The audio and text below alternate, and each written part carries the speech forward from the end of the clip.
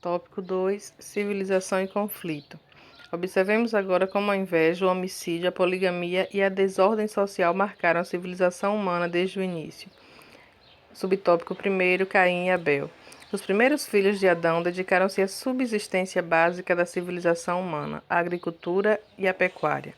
Caim fez-se lavrador, enquanto Abel, seu irmão, dedicou-se ao pastoreio.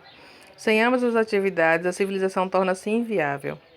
Foi na convergência de ambas as atividades que Caim, o agricultor, movido por uma inveja maligna, matou Abel, o pecuarista temente a Deus. Subtópico 2: A cidade de Lameque. Enoque, não confundir com o piedoso ancestral de Noé, foi o nome da primeira cidade fundada na terra, estabelecida por Caim. Logo após este haver assassinado Abel, a cidade de Enoque foi marcada pela violência e pela banalidade quanto à vida humana. Tanto é que Lameque, um dos netos de Caim, matou 2 homens por motivos fúteis e em seguida celebrou seu duplo homicídio com uma poesia. Desde então, a violência vem sendo celebrada em poemas, crônicas, romances e filmes, mas virá o tempo em que os homens não mais aprenderão a se matarem. Subtópico 3: A tecnologia. Paralelamente à sua iniquidade, a civilização caimita, instalada na cidade de Enoque, experimentou grande progresso tecnológico, econômico e artístico. Havia ali fabricantes de tendas, criadores de gado, metalúrgicos e músicos. Do texto bíblico, inferimos que havia mais progresso entre os filhos de Caim do que entre os de Sete.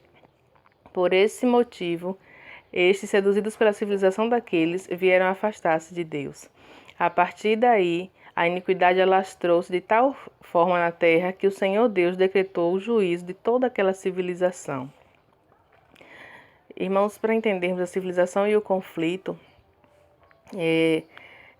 Caim e Abel, né? Eles dois cada um tinha uma profissão.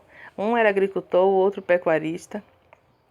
E as duas profissões eram louváveis e são importantes até os dias de hoje, porque para que nós possamos ir ao mercado, ao açougue, à feira, comprar os alimentos essenciais para a nossa subsistência, carne, grãos, frutas, verduras, legumes, hortaliças, é necessário que haja agricultor e haja também pecuarista.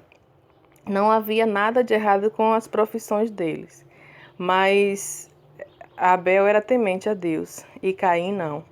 Então, quando eles foram apresentar o dízimo das suas produções ao Senhor, Abel, que era temente, apresentou o melhor que ele tinha a Deus, o melhor dos seus animais, o melhor da gordura dos seus animais. E isso leva a crer que Caim, porque não era temente, apresentou de qualquer jeito, levou um dízimo de qualquer jeito, fez do jeito dele e o Senhor não se atentou para o que ele apresentou. Porque Deus é um Deus detalhista, irmãos. Ele está atento a tudo e a todos. E uma vez que Abel se destacou com o que ele apresentou, Deus atentou o seu olhar para Abel. E movido de uma inveja maligna, porque a inveja é maligna, a palavra do Senhor diz que a inveja é um sentimento faccioso, ele causa divisão e gera morte, como gerou aqui no caso de Abel, o pecuarista temente a Deus. E depois que Caim matou Abel, seu irmão, e fugiu, ele teve um filho, construiu a cidade, dando início ali à civilização, e colocou o nome daquela cidade Enoque, que era o nome do seu filho. Esse Enoque não é o Enoque que andou com Deus, que é descendente de Noé, não é o Enoque temente ao Senhor que foi trasladado, não, é o Enoque filho de Caim. E aquela cidade, porque um abismo chama outro abismo, né? Começou errado e desencadeou no erro. Avançou, teve um avanço da civilização, avanço tecnológico, mas tinha muita violência. Lameque, o neto de Caim, ele matou 2 homens por motivos fúteis. Um homem feriu ele, o outro pisou, ele foi, matou os 2 e fez um poema para se gloriar diante das suas 2 esposas. Sem falar que Lameque foi que instaurou no mundo a bigamia, porque Deus fez um homem para ser casado apenas com uma mulher e vice-versa. Lameque, por sua vez, tinha 2 mulheres. E a partir de Lameque, um abismo foi chamando o outro, e aí nós vemos hoje como vive a sociedade, com adultério, com prostituição, tudo que confronta a Deus, tudo que desagrada ao Senhor. E aí ele fez a poesia para se glorificar diante das suas esposas, e isso gera até os dias de hoje, irmãos, como o comentarista falou, pessoas que prezam pela violência, pessoas que fazem apologia da violência. Nós vemos até líderes que não deveriam fazer, fazem gestos com o uso de arma. Um exemplo disso é o presidente da República, que nós enfrentamos neste momento.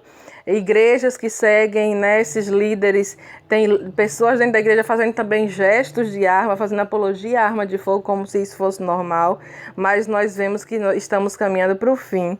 E nós não devemos turbar o nosso coração com essas coisas. Não devemos aceitar, porque nós não podemos conformar-nos com as coisas deste século, mas devemos transformá-las pela renovação da nossa mente. Vamos conhecer a palavra do Senhor e ter discernimento. E todo líder, irmão, é constituído por Deus, toda autoridade deve agir com justiça e equidade. É sabido que existe muitos que agem de qualquer jeito, abusam do poder, mas não se preocupe, porque todos hão de comparecer diante do tribunal de Deus e prestar conta dos seus feitos. Como a palavra do Senhor diz, virá o tempo em que os homens, ou como o comentarista disse, virá o tempo em que os homens não mais aprenderão a se matarem. Isso está escrito lá em Isaías 2, no versículo 4. E a cidade de Caim, com o nome de Enoque, teve um grande avanço na civilização. E os filhos de Sete, seu irmão, não se desenvolveram tanto. Então, os filhos de Sete, eles ficaram atraídos, seduzidos pelo desenvolvimento da civilização dos filhos de Caim. E eles, atraídos pela vitrine colorida que o mundo ofereceu, pelo manjar que Satanás colocou diante deles, eles se afastaram de Deus. E essa, irmãos, é a tragédia humana. É quando o homem, atraído pela vitrine colorida que o mundo oferece, se afasta do seu Criador, se afasta daquele que é o dono de todas as coisas, aquele que é supremo, que é soberano e que sustenta a humanidade. Porque se a pessoa se afasta de Deus, o destino dessa pessoa é a ruína, é a queda, é a destruição. E foi o que aconteceu. Deus destruiu aquela civilização. Ele decretou juízo àquela civilização, porque aqueles homens se afastaram de Deus. Deus não é contra o avanço tecnológico, Deus não é contra o avanço da civilização, porque é Deus que dá sabedoria ao homem. Desde que esse avanço louve ao Senhor, glorifique o nosso Deus. Todo avanço, para ser agradável ao Senhor, deve louvar o nome dele. E não foi o que aconteceu com a civilização caimita, ou seja, dos filhos de Caim e do próprio Caim, né? E dos filhos de Sete também, que foram atraídos pela civilização dos seus parentes. Então vamos temer ao Senhor, que tudo que nós fizermos, façamos para a glória de Deus, porque se não for desta forma, irmãos, é a tragédia humana decretada. Nós não podemos nos afastar do nosso Criador. Deus precisa ser o centro de todas as coisas. Não pode ser colocado nenhum ídolo em nossos corações, nem esposo, nem esposa, nem filhos, nem celular, nem nada pode ocupar o primeiro lugar em nossos corações. Ou Deus é o centro, ou as coisas não funcionam bem. Amém? Mas quando nós entregamos nossas primícias ao Senhor com temor e tremor, Ele se levanta do seu trono para nos recompensar. Porque, como o comentarista falou, Deus, ele não somente coloca autoridades no mundo para punir ou disciplinar as pessoas, mas também Deus é um Deus que recompensa os seus servos, porque Ele é um Deus recompensador. Até aqui.